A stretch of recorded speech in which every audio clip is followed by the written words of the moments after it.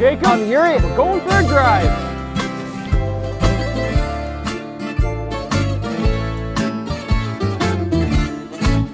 '22 Acura MDX. A Spec without launch control, brake boost.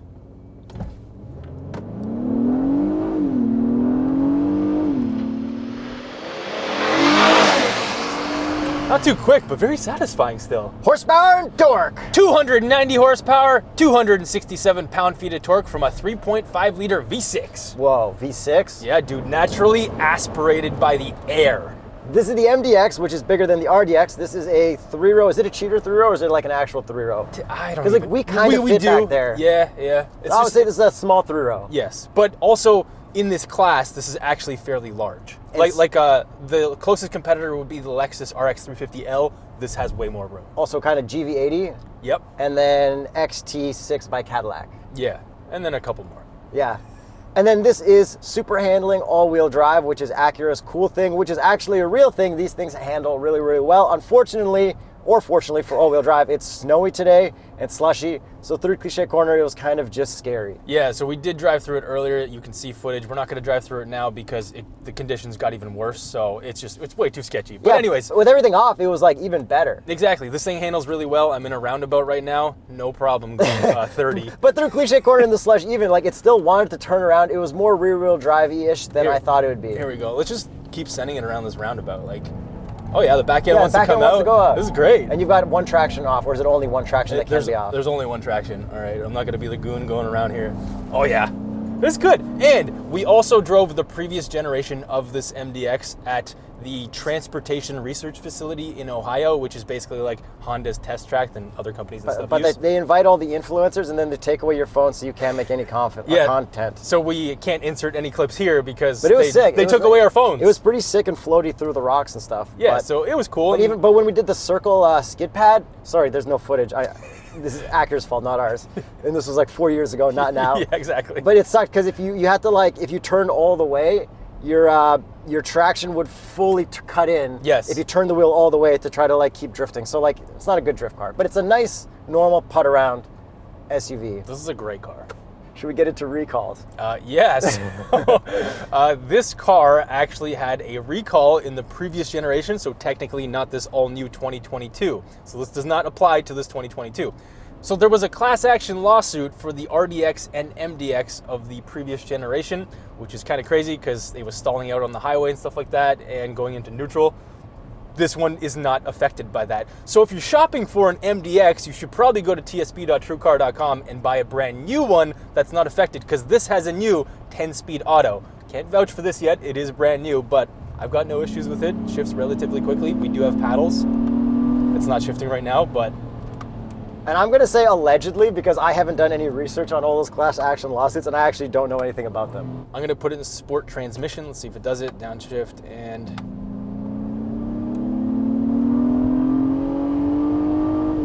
automatically upshifts, but we also drove the Acura TLX Type S. That automatically upshifted. And there's going to be an MDX Type S. Exactly. So we can probably assume that it's going to automatically. Everything Acura except for the NSX automatically upshifts, but we haven't driven the new NSX. We're waiting for one of those to come up to Canada. The Type S, which is new and the last year of it. So you might never get that review from us. Hopefully you will. But by the way, I do love the pre-facelift NSX. When we drove it at the Ohio plant, that was so fun. In orange or yellow, I think I like the looks of that more than the most current one. That thing ripped, and again, can't show you any footage. They actually showed us a straight-piped race car in the garage, and it sounded amazing, so much better than the regular NSX. Oh, and you know what else makes the NSX really cool? What? The world champion something drives one. Max Verstappen? Yeah, that's what I was getting at. Oh, okay. Doesn't he drive a Civic Type R or something? But he's got an NSX a lot of the time. That's dope. When I saw him drive that, I'm like, all right, this car's cool factor is automatically through the roof. Okay, so let's just stick to this car for a little bit. I really enjoy my time driving this car. Everything about this, the way that it drives is amazing. One of my favorite SUVs in this class, in this price range for sure. This blows the RX 350 out of the water in terms of driving. Yeah, it doesn't even feel that big considering it's a 3-row. The steering is super nimble and everything, and it's super comfortable. It's got just really, really good steering. Yeah, so it does have adaptive dampers as well for the suspension. I really don't notice a difference. In the Civic Type R, massive difference between normal mode, comfort mode, Type R mode, or whatever. This, in all the modes, there's 3 different damper modes. I don't notice any difference. You know, let's show the drive modes and how cool the graphics are. Which knob do we use for that, Yuri? That's easy. It's always the middle. Okay, I know you're getting confused, but like, there's so many knobs in the center stack. I am not as confused with the Acura stuff as you are. Okay, so anyways, here's all the drive modes. They all make crazy sounds. Snow, comfort, normal, and sport, and then individual if you press this Acura button. 10 out of 10 graphics. The graphics are very good. I'm gonna floor it in comfort mode just to hear the interior sound. Pretty muted. Sport. Pumped in. It's pumped in, but it's not a bad pumped in. No, because we have a naturally aspirated V6 to pump in here, which I really like.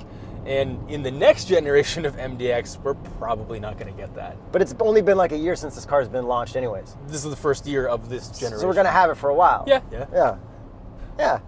And like we mentioned earlier, the super handling all-wheel drive system is very good. You can see it in your gauge cluster. You can see that most of it is to the front, but it definitely will send it to the back. Like if I floor it, more is going to the front, probably because it's in snowy conditions as well.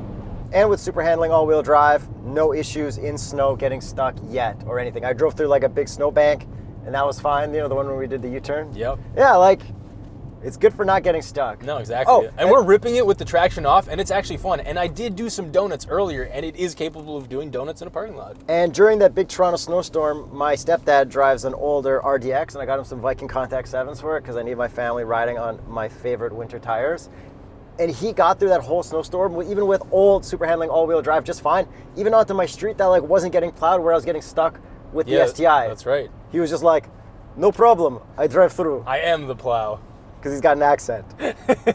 And since you're talking about tires, the Continental recommended tire for this vehicle, the Extreme Contact DWS 06 Plus, which is Continental's new all-season tire. Do you like the wheels on this? I actually do like them. Like, I don't love them, but they're a pretty clean, simple design. The overall look of this is pretty nice for A Spec. It's like one of the better looking of the MDXs, but then you miss out on a lot of features. Yeah, I think this is one of the better looking SUVs on the road, like, period. Okay, me behind the wheel, and I talk about what we're missing out by having the A Spec and not one of the top trims. Yeah. I'm gonna skip the launch control. I'm just gonna floor normal like a normal person would.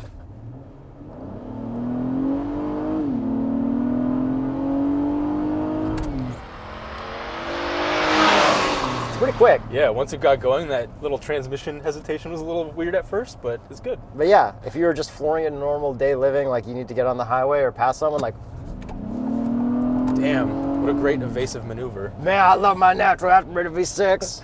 So what do you want to talk about first, now that you're behind the wheel, other than that little evasive maneuver? We don't have a 360 camera because this is the A Spec.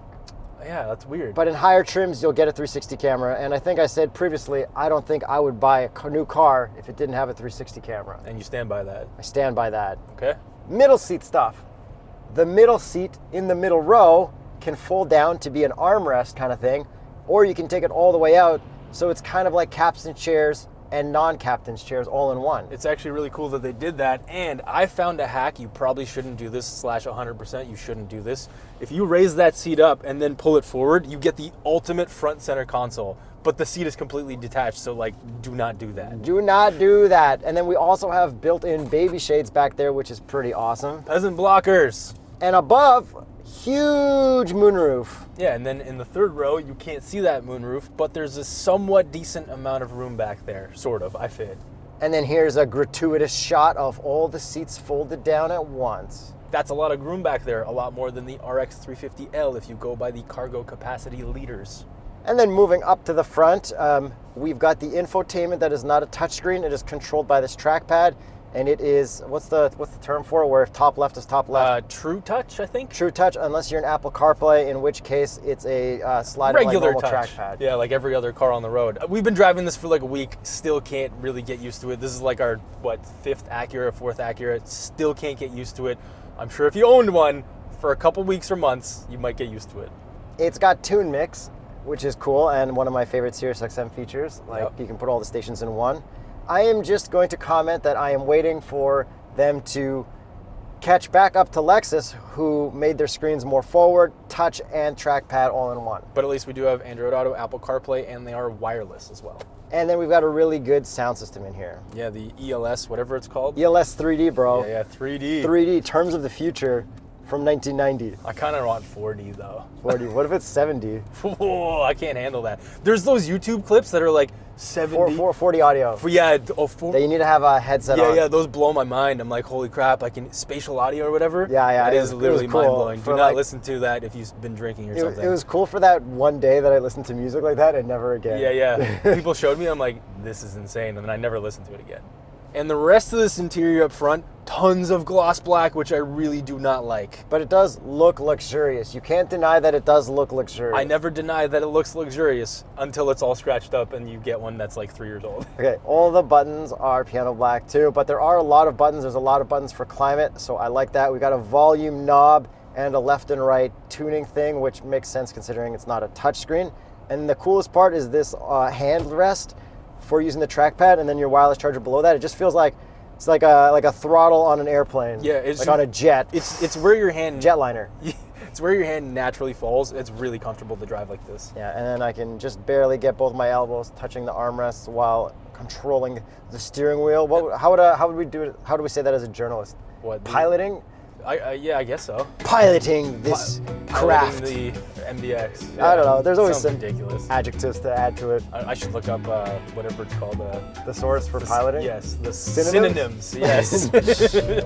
We're not writers. So I've looked up some synonyms for piloting. Yeah. Administering. The way you administer the steering controls. Admonishing. I am admonishing. Advising. I am advising the steering. I need a synonym for steer then.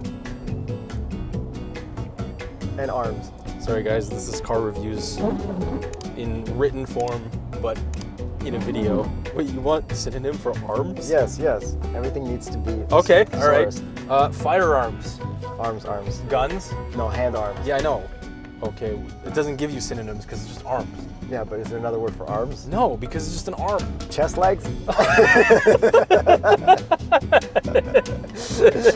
My chest legs governed majestically through the MDX's. Your shoulder receptacles, your shoulder extensions. I don't even know. Back to the rest of this car. We have this crazy little toggle thing over here. Yeah, it's like a push. What's the synonym for toggle? It's a push button reveal thing for USB and USB-C extra power, which is cool, but your CarPlay power is through your armrest. I legitimately didn't know this existed until you did that. I thought this was like a battery indicator and I was waiting for this thing to indicate something. So to start lighting up? Yeah. No, that's pretty cool. Okay, cup holders fits a small cup just fine. The cups are staggered. But the grips are very weak. Like, I mean, that's good. Like it's I think it's a solid amount of like getting the cup in and out. I want to give that a fail, Yuri. No way. I'm as the resident cup aficionado. All right, fine. As the resident visor expert, let's test these. 3, 2, 1. That's a full pass. Yeah. Good job. So we do have a bunch of safety features, which is good. We got our blind spot monitoring and all that stuff. Then we do have really good lane keep assist that'll really keep you centered in your lanes, and radar cruise.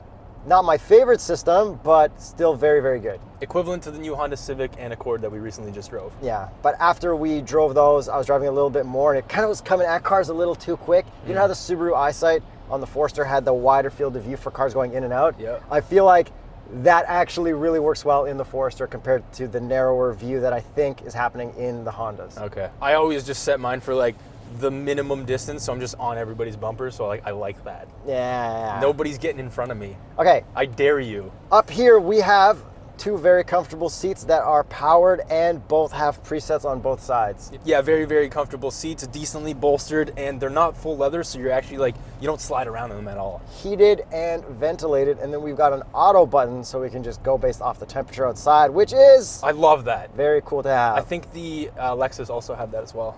Yo, you know what else this has? What does that have? You can remote start it from the key fob. Yeah, not a subscription service, hopefully. Not yet. And now the gauge cluster. We can go to 2 different modes, and there's a crazy mode. Well, it's not even that crazy. It's kind of crazy. It's like the Honda minivan. You know how the tach's at the top? Yeah. Same kind of thing here. And then you've got like your You got you have like a throttle input on your left, essentially. That's when you're in sport mode. Yes, When you're not in sport mode, it just chills it out and puts the tach on the left. But I've got my speedo in the middle near the top, and that's all I really ever want. I just like the regular gauge mode, the one that doesn't look crazy. Boo. It's nice though. And then back to the looks a little bit. You remember how much we loved that last RDX? Oh, I do. And we got it in the sun. It popped super hard. All our footage today is kind of snowy and crappy, so we might have like a cool snow thumbnail instead of like a bright bodyline thumbnail. But the paint looks great on this. The whole front looks good. The grill looks awesome. I love how this thing looks. And the front end's pretty sick. I think it looks really good. This is one of my favorite looking SUVs on the road, period, bar none. That's how much I like it. I wouldn't say favorite, but I think it looks good. Look, like the front's a little squishy. I'm being a little crazy because, like, you know, Lambo's kind of, it's got the Urus and stuff. But, Yeah, like, you know, for the price, this is really good looking. I mean, I think the GV80 looks better. Okay, still. yeah, so that's do what I'm I. saying. It's a good looking SUV, but there are better looking SUVs. Yes. I take that back. I still like the looks of this a lot. Okay, taillights are really cool. I like how it's got like the line that kind of looks like a Pulse or whatever. But it kind of looks depressed from the back a little bit. No, I don't think so. I think like the, what is it, the BMW X5s? This is sharper though. Yeah. Looks like a... No, it was the Acura TLX. Yeah, that one looked more sad. Yes. And then we got interesting exhaust tips, but they do look kind of real-ish. They are definitely real. Like, these are 100% real because they're attached and they're detached from the bumper. I'm going to give them full pass. Yeah. Let's take a listen from the outside.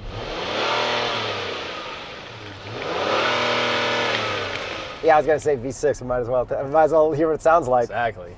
But overall, do you think this looks better than the XT6 or the GV80? Like, even the XT6. XT6, yeah. XT6 looked pretty sick, though, too. Yeah, no, I like how aggressive this looks. Like, this is good.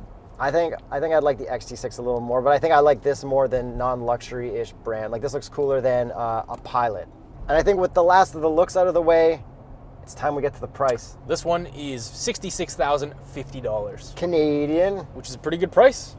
Yeah, for like the 3-row, for the amount of comfort you get out of it and like the good handling. Yeah, like this drives great. I love driving this. I'm so comfortable driving this. I actually want to drive this. But there's little things that are kind of weird and annoying, like not my favorite infotainment. The shifter is kind of interesting. Doesn't have a 360 camera, and I think like a 360 camera for this price is like, it needs to have it. Yeah, because like a GV80 would. But it's nice, and if you're looking to get your own, tsp.truecar.com. Let us know what you guys think of this car, SUV, MDX. This, GV80 or XT6. Yes.